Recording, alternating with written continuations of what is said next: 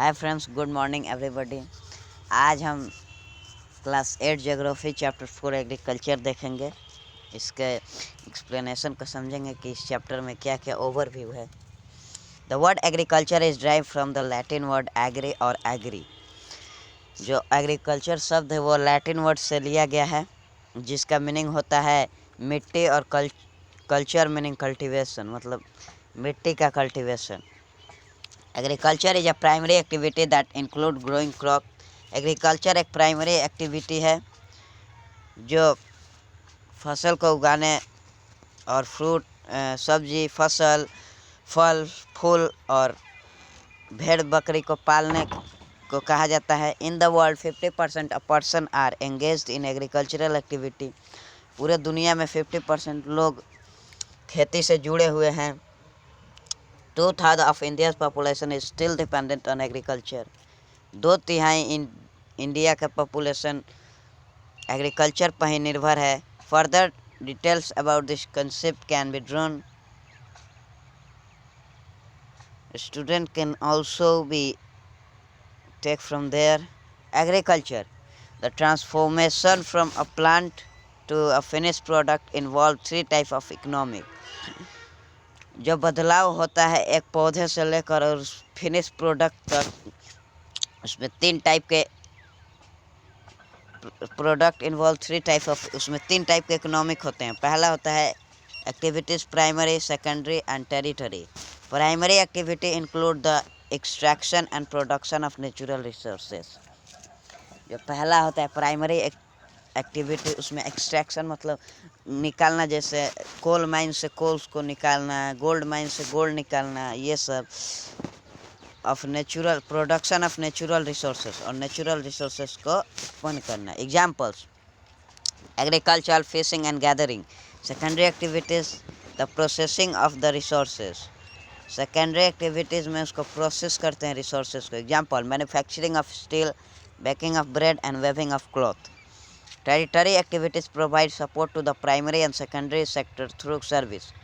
जो थर्ड होता है यानी कि टेरिटरी एक्टिविटी, वो प्राइमरी और सेकेंडरी एक्टिविटी दोनों को सपोर्ट करते हैं, जैसे कि transport, trade, banking, insurance and advertising, ये सब सर्विसेज देकर। Agriculture is a primary activity. Favourable topography of soil and climate are vital for agricultural activity. Farm system, अब हम लोग फार्म सिस्टम को देखेंगे। Agriculture of farming can be looked at a system. खेती है जो फार्मिंग का, उसे हम लोग एक सिस्टम की तरह देखेंगे। Important input seed, important input जो है वो सीड है, फर्टिलाइज़र, मशीनरी एंड लेबर। हम लोग पहले सीड डालते हैं, फर्टिलाइज़र डालते हैं, उसमें लेबर काम करते हैं, और ऑपरेशन इन्वॉल्व प्लाउगिंग। जो ऑपरेशन यानी कि प्रोसीजर होता है वो ploughing, sowing, irrigation, weeding and harvesting, ये सब होता है। द आउटपुट, द रिजल्ट आता है from the system crop, wool, dairy and poultry farm product. अब हम लोग देखेंगे types of farming, substance farming and commercial farming. Main types of farming depend upon the geographical condition, demand of produce, labour and level of technology. Substance farming को पहले हम लोग देखेंगे। Farming classified as intensive substance and primitive substance. Subsistence farming, the types of farming is practiced to meet the need of the farmer's family. Intensive subsistence agriculture में the farmer cultivates a small plot of land using simple tools and more labor with a large number of days with sunshine and fertile soil. Primitive subsistence agriculture includes shifting cultivation and nomadic heading. Shifting cultivation, a plot of land is declared by felling the trees and burning them. This is known as main crop होते हैं उनके rice, wheat, maize, pulses and oil seed. अब आता है commercial farming में। Commercial farming, grain farming, mixed farming and plantation agriculture, इतने सारे चीज़ करते हैं। Crops are grown and animals reared sale in market. जो क्रॉप और एनिमल जो पाले जाते हैं उनको मार्केट में बेचा जाता है। The large area is cultivated and a large amount of capital is used. इसमें बहुत ज़्यादा जगह पे खेती किया जाता है और इसका क्रॉप होते हैं वीट एंड मेज। एरिया सबसे ज़्यादा किस एरिया में होता है? तो temperate grassland of north America, Europe and Asia. चलिए हम आगे देख लेते हैं। Major crop, major food crop wheat, rice, maize and millets. Fibre crop jute and cotton. Important beverage crop tea and coffee. एक एक करके हम सबको देखेंगे। पहले rice. The staple diet of the tropical and subtropical region needs high temperature, high humidity, rainfall, grow best in alluvial clay soil which can retain water. Leading producer of rice are China followed by Japan, India, Japan, Sri Lanka and Egypt। जो rice है वो staple diet मतलब कि main food है tropical और सब tropical region का। It's needs high temperature मतलब इसको बहुत ज़्यादा टेम्परेचर का ज़रूरत होता है। High humidity and rainfall, grow best in alluvial clay soil. ये सबसे ज़्यादा एलुवियल क्ले सोइल में अच्छी तरह से ग्रो होता है जो कि वाटर को रिटेन कर सकता है। राइस का जो लीडिंग प्रोड्यूसर है वो चाइना है, फॉलोड बाय इंडिया और Japan, Sri Lanka and Egypt in favourable. Climatic condition like West Bengal and Bangladesh 2 to 3 crop are grown in year. जो क्लाइमेटिक कंडीशन है वेस्ट बंगाल और बांग्लादेश का वहाँ पे दो से तीन क्रॉप हर साल उगाया जा सकता है।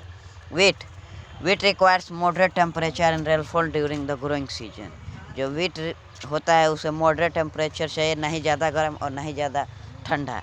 एंड रेनफॉल, और रेनफॉल भी बहुत कम ही चाहिए। Bright sunshine at the time of harvest मतलब इसके फसल को काटने के समय यहाँ बहुत ज़्यादा सनशाइन होना चाहिए। Thrives best in well drained loamy soil. ये लोमी सॉइल में अच्छे से ग्रो होता है। Grown extensively in USA, Canada, Argentina, Russia, Ukraine, Australia and India. ये सभी देशों में बहुत भारी मात्रा में उगाया जाता है। Millets known as coarse grain can be grown on less fertile sandy soil. Millets को हम लोग कोर्स ग्रेन्स भी कहते हैं और इसे कम उपजाऊ मिट्टी या फिर बलुई मिट्टी पर भी उगाया जा सकता है। Its needs low rainfall and high to moderate temperature and adequate rainfall.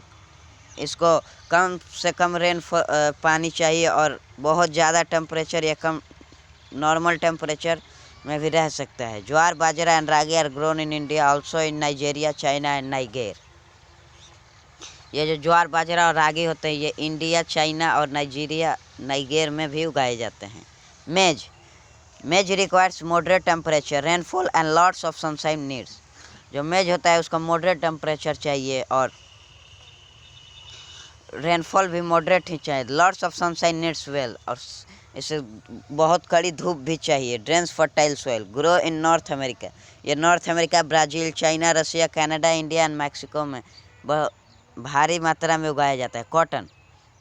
Cotton requires high temperature, light rainfall, 2010 frost free days and bright sunshine to grow best on black and alluvial soil। इसका leader producer है China, USA, India, Pakistan, Brazil and Egypt. Main raw material for the cotton textile industry is cotton. Jute known as the golden fibre. Jute is all fiber well on alluvial soil, required high temperature, heavy rainfall and humid climate, grown in the tropical areas, leading produce।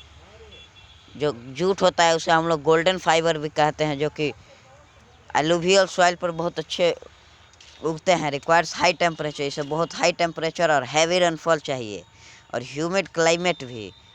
और ये सबसे ज़्यादा India और बांग्लादेश में ही उगाया जाता है। Coffee requires a warm and wet climate and well drain loamy soil.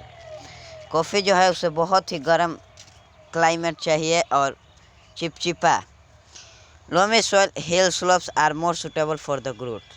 Coffee के लिए जो हिल स्लोप्स होते हैं वो बहुत सुटेबल होते हैं। The leading producer are Brazil, followed by Colombia and India. Tea, a beverage crop grown on plantation, requires cool climate and will distribute high rainfall throughout the year for the growth of its standard. T जो एक beverage crop है जिसका plantation के लिए एकदम cool climate और well distribute high rainfall, और चारों तरफ हाई रेनफॉल चाहिए पूरे साल के लिए. Well drained loamy soil and gentle slopes. Canny. India, China, Sri Lanka produce the best quality tea in the world. अब देख लेते हैं agricultural development. Efforts made to increase farm production in order to meet the growing demand of the increasing population. जो effort हम किसान करते हैं farm production को बढ़ाने के लिए और जो ज़रूरत है दुनिया के लिए क्योंकि बढ़ते पॉपुलेशन के लिए उसको अचीव करने के लिए. In many ways such as increasing the crop area, जैसे कि हम लोग क्रॉप एरिया यानी खेत को बढ़ा देंगे. The number of crops grown, जितने क्रॉप्स हम साल में लगाते हैं उसको बढ़ाएंगे. इम्प्रूविंग इरिगेशन फैसिलिटीज, हम इरिगेशन फैसिलिटी को इम्प्रूव करेंगे. Use of fertiliser and high yielding variety of seed, ये सब हम यूज करेंगे. Seed ultimate aims of agricultural development, it increase food security. Developing countries with large population practice intensive agriculture where crops are grown on a small holding mostly of substance. Large holding are popular for commercial agriculture. जो developing country है उसमें large population practice हो रहे हैं, इसलिए इसमें भी कोशिश किया जा रहा है कि ज़्यादा से ज़्यादा क्रॉप प्रोडक्शन किया जाए. तो दोस्तों अगर आपको वीडियो अच्छा लगे तो लाइक एंड सब्सक्राइब कीजिए. मिलेंगे अगली वीडियो में.